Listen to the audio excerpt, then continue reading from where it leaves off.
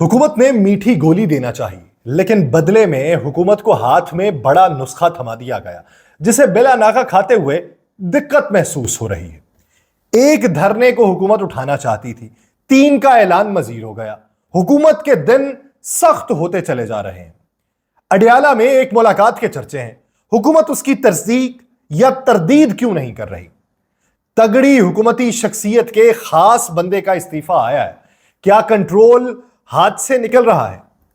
दानियाल तरीर का लिखा हुआ है, जरस और सार बानों तक पहुंचना चाहता है, यह दिल अगले जमानों तक पहुंचना चाहता है।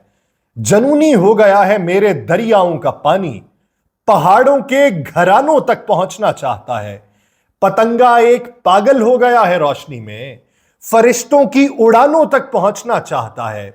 कसाफत खत्म करके जिस्म की मट्टी का पुतला खुदा के कारखानों तक पहुंचना चाहता है। दरिंदे साथ रहना चाहते हैं आदमी के, घना जंगल मकानों तक पहुंचना चाहता है। मैं यासिर रशीद हूं और आप मेरा वीलॉग देख रहे हैं। नाज़रीन, जहां पर इस सारे सियासी मंजरनामे पे बात होगी, धरनों पे बात होगी, मुलाकातों पे बात होगी, लेकिन आईपीपीज वाला मामला जो है वो हुकूमत के गले पड़ता जा रहा है। 2 किस्म के जानवर होते हैं, 2 किस्म के। एक वो कि जिनकी हिस्स उन्हें जब ये बता दे कि कोई बड़ा तूफान आने वाला है तो वो तूफान की मुखालिफ समत में भागने लगते हैं, और दूसरे वो होते हैं कि जिनकी हिस्स उन्हें यह बताती है कि तूफान आने वाला है तो वो तूफान की जानिब भागने लगते हैं। फर्क दोनों में क्या होता है कि जो तूफान की जानिब भागने लगता है वो तूफान के अंदर घिरता है, हवाएं जो हैं वो आगे गुजर जाती हैं, वो वहीं पे कुछ देर के लिए हिलता है, संभल जाता है, उसे मालूम पड़ जाता है कि मेरी हैसियत क्या है, तूफान की हैसियत क्या थी, अब मैं क्लियर हूं, उसका एतमाद मजीद बढ़ता है। और दूसरा, वो तूफान की मुखालिफ समत भागता है और तब तक भागता रहता है जब तक उसके सर पे ये डर सवार रहता है कि तूफान से कब बचूंगा। लोग सवाल उठा रहे हैं, लोग कह रहे हैं उन आईपीपीज मालिकान का दीदार करवाएं जिनको अपनी कमाई का हम 75% अदा करते हैं। हमें वो मुआहिदे दिखाएं जिनके जरिए पूरी कौम जो है वो यरगमाल बनी हुई है, लोग जहनी अजियत में मुब्तला हैं। हमें उन अजीम दिमागों से मुतारिफ करवाया जाए जिन्होंने स्लैब सिस्टम को बनाया हुआ है।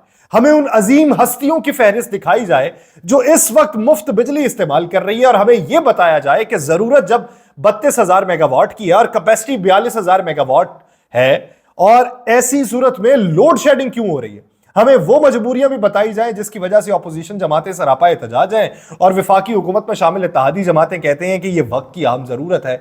हमें हमारा कसूर बताया जाए जिसकी वजह से हम आप जैसों के अपने सर पे मुसल्लत होने की सजा भुगत रहे हैं। हमें वो आईनी शिकें दिखाई जाएं जिनकी बदौलत आप सब जो हैं वो जवाबदेह नहीं है बल्कि हम हैं। ये लोग डिमांड करते हैं। अब ऐसी मुश्किल में हुकूमत ने आईपीपीज के साथ मुआहिदे रिवाइव करने की बातें तो की, लेकिन यह जब मालूम पड़ा कि उसमें तो सियासी शख्सियात हैं और उसमें हुकूमत वक्त में सबसे बड़ी शख्सियत जो है उनके अपने साहबजादे आईपीपी के मालिक हैं, तो फिर ऐसी सूरत में निगोशिएशन कहां पे होगी? पुराने वक्तों का हिसाब लिया जाएगा और उन्हें यह मालूम नहीं पड़ रहा कि अंदर बैठा हुआ कौन शख्स जो है वो तफसीलात को जारी कर देता है और डॉक्यूमेंट्स जो है वो आवाम तक पहुंच जाते हैं, सोशल मीडिया की जीनत बन जाते हैं। अब ऐसे सूरत हाल के अंदर ये आईपीपी वाला मसला पहला है। दूसरा, इलेक्शन तरमीमी एक्ट कमेटी की जानिब जो भिजवाया गया था कल, वो मंजूर हो चुका है, जिसमें 2 चीजें रखी गई थी। एक, इलेक्शन 2017 का जो एक्ट है उसकी शिक नंबर 66 जो है उसके अंदर तब्दीली और शिक नंबर 104 के अंदर तब्दीली, जिसमें बात यह की गई कि जिसने पहला इकरारनामा जमा करवा दिया, हरफ आखिर हुआ, उसके बाद कोई इकरारनामा नहीं आ सकता, वही माना जाएगा। दूसरी शिक यह है कि जिस जमात ने तरजीही फहरिस्तें पहले नहीं जमा करवाई होंगी, वो जमात जो है वो बाद में तरजीही फहरिस्तें जमा करवाने की अहल नहीं होगी। यानी दोनों सूरतों में सुन्नी इत्तेहाद काउंसिल का भी डंग निकालने की कोशिश कर रहे थे, पाकिस्तान तहरीक इंसाफ को मखसूस नशिस्तें ना देने की बात भी कर रहे थे।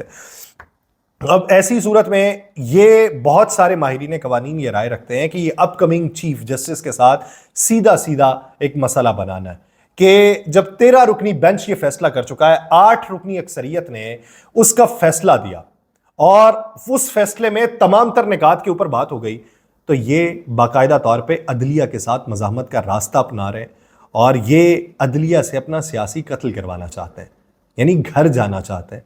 اور اس کو جواز بنانا چاہتے ہیں کہ دیکھیں جی اس وجہ سے ہم گھر چلے گئے, ہم نے حق اور سچ کی آواز اٹھائی تھی اور آئین کے مطابق اپنے اقدامات کو اٹھایا تھا.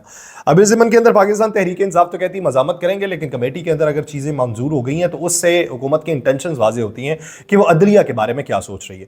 دوسری بات, پاکستان تحریک انصاف کا آج ان کا اجلاس بلایا گیا تھا جس کے اندر باتیں یہ ہوئیں کہ بانی پاکستان تحریک انصاف نے جو ڈائریکشن دی جماعت اسلامی کے جلسے کے حوالے سے کہ ان کے جلسے کی حمایت کریں, تو آج بیٹھ کے یہ بات ہوئی کہ ملک کے طول و عرض میں ان جلسوں یا دھرنوں کی حمایت کی جائے گی یا پھر مرکزی دھرنے کے اندر شمولیت اختیار کی جائے گی, کیونکہ 6 دن ہو چکے ہیں, 6 دن کے اندر داخل ہو چکا ہے ان کا دھرنا.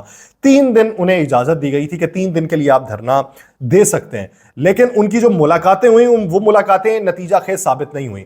اب پاکستان تحریک انصاف ایک تو اس سوچ بچار میں ہے کہ مرکزی دھرنے میں شرکت کرنے کی بجائے ہر شہر کے اندر اگر یہ دھرنا دینا چاہ رہے ہیں تو وہاں پہ اپنی نمائندگی جو ہے وہ ہم ظاہر کر دیں, وہ صحیح رہے گی. لیکن کچھ لوگ جو ہیں اسی کور کمیٹی کے, ان کی رائے یہ ہے کہ ہمیں مرکزی دھرنے کے اندر شمولیت اختیار کرنی چاہیے.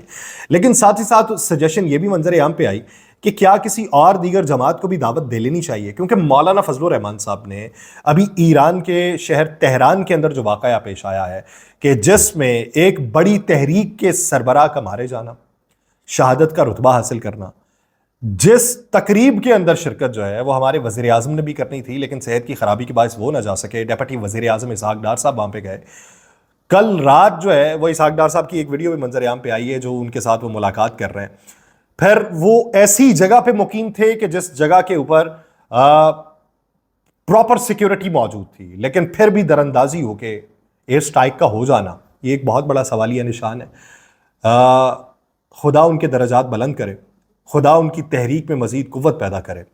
اور اس معاملے کے اوپر مولانا فضل الرحمان صاحب نے ملک گیر احتجاج کی کال دے دی. انہوں نے کہا جی ریلی نکالیں گے ان کے ساتھ اظہار یکجہتی کے لیے. ابھی مقاصد ریلی کے یہی دکھائی دیتے ہیں کہ یہ ان کے ساتھ اظہار یکجہتی کے لیے, لیکن جب یہ سڑکوں کے اوپر موجود ہوں گے تو پاکستان تحریک انصاف کی اس میں سجیشن یہ ہے کہ مولانا کو ساتھ میں لا لیا جائے. عوامی اکثریت لینی ہے تو مولانا کو ساتھ میں لائیں گے تو ہمارے اوپر جو پریشر بلڈ ہوتا ہے وہ زائل ہو جائے گا, اس کا دباؤ کم ہو جائے گا, وہ کم ہوگا تو یہ تحریک زیادہ مضبوط ہو سکتی ہے.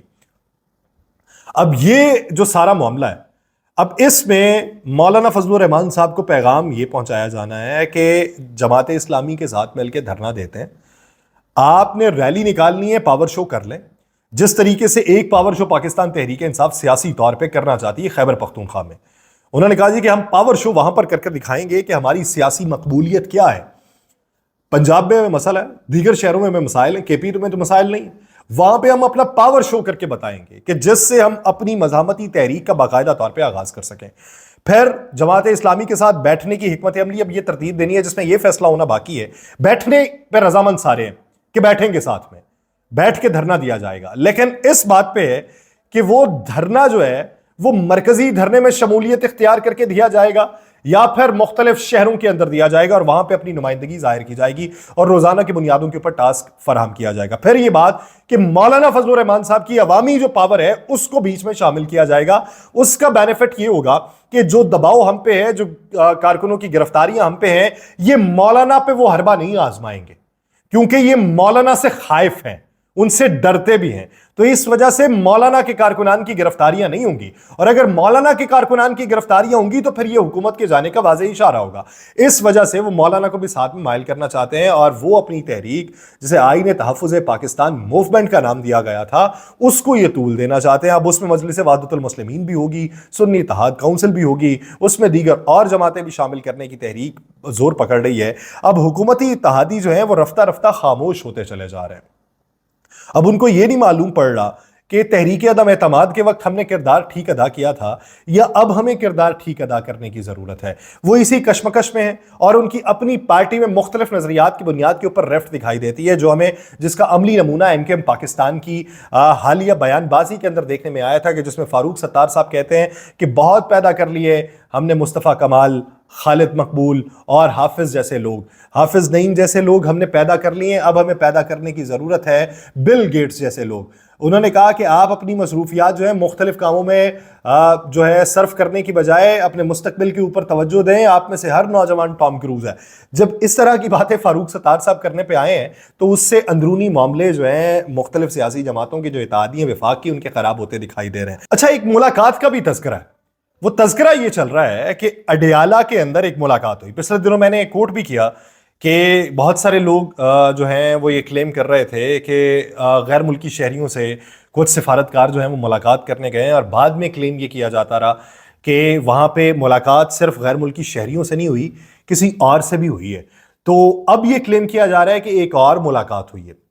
اس ملاقات کے حوالے سے سوشل میڈیا کے اوپر بھی کافی اس کے تذکرہ ہے، مختلف لوگ جو ہیں اس ملاقات کا حوالہ دے رہے ہیں۔ وہ ملاقات جو ہے وہ یہ کہا جا رہا ہے کہ وہ اس سطح تک ہوئی ہے کہ جس پہ پیغام رسانی ہو سکے، جس پہ اس ماحول کو کسی حد تک جو ہے وہ عوامی بہتری کے لیے مائل کیا جا سکے اور اس پہ قائل کیا جا سکے۔ وہ پیغام رسانی کے لیے ملاقات ہے، اہم شخصیت نے جا کے ملاقات کی ہے۔ وہ پیغام رسانی کس حد تک کامیاب ہوگی، ڈیمانڈز کیا رکھی گئی ہیں، ان شرائط کی بنیاد کے اوپر سیاسی طور پہ بیک فٹ کس حد تک ہونا پڑے گا یا سیٹ بیک دیکھنا پڑے گا، یا سیاسی طور پہ پلس پوائنٹ کس حد تک دیکھنا پڑے گا۔ حکومت جو ہے وہ نہ تو اس کی تردید کر رہی ہے نہ اس کی تصدیق کر رہی ہے۔ یعنی حکومت پریشانی کے اندر شاید مبتلا ہے کہ حکومت کے پاس یا تو حکومتی عہدیدار آئیں اور آ کے بیان کر دیں کہ اس میں کوئی صداقت نہیں ہے، کوئی ملاقات ایسی نہیں ہوئی، نہ کوئی ملاقات ہونے والی ہے، مستقبل ان کا یہی رہے گا۔ روزانہ کی بنیاد پہ آپ کو بیسیوں پریس کانفرنسز دیکھنے کو ملتی تھیں جس میں مختلف حوالے، یعنی چھوٹی سی کوئی سرخی، چھوٹا سا کوئی ٹکر، اس کے اوپر آ کے بیان بازی۔ لیکن اس ملاقات کے اوپر ساری زبانیں خاموش۔ چلے ٹھیک ہے، آپ آ کے تردید ہی کر دیں کہ نہیں ہوئی، ہو ہی نہیں سکتی، ممکن ہی نہیں، وہ تردید بھی نہیں ہو رہی۔ اب اس پہ خاموشی جو ہے وہ ایک کوسچن مارک چھوڑتے ہیں۔ پھر وفاق خود کس حد تک مضبوط ہے کہ پی ڈی ایم کے دور حکومت میں ایک تگڑی شخصیت نے اپنا ایک پسندیدہ شخص جو ہے وہ ایک بڑے محکمے کا سربراہ لگایا تھا۔ میں بتا دیتا ہوں، ایف بی آر کا سربراہ لگایا تھا۔ ایف بی آر کا سربراہ لگایا، اب جا کے انہوں نے خود وزیر اعظم سے یہ درخواست دی کہ مجھے میرے عہدے سے ہٹا دیا جائے۔ تو اس سے بادی نظر میں تاثر یہ ملتا ہے کہ گرپ جو ہے وہ خود کمزور ہوئی پڑی ہے حکومت کے اندر، یعنی معاملات خود نہیں چل رہے، کیونکہ ہمیں یہ بھی معلوم پڑا کہ ایک تگڑا بیوروکریٹ اور ایک تگڑا وزیر، وفاقی وزیر، ان دونوں کی آپس میں چپکلش چلی، جس پہ ایک طرف سے کہا گیا کہ میری حیثیت ہے اور دوسری طرف سے کہا گیا کہ حیثیت میری ہے، جس وجہ سے یہ معلوم پڑا کہ وہ انہوں نے استعفیٰ دینے کی بھی کوشش کی۔ یعنی وہ یہ کہتے ہیں کہ اگر حکومت میں ہم ہیں تو ہماری مضبوطی کیوں نہیں ہے، اور بیوروکریسی یہ کہہ رہی ہے کہ مضبوطی تمہاری نہیں ہے، مضبوطی ہماری ہے، تم صرف ایڈ ہاکزم پہ کام کر رہے ہو۔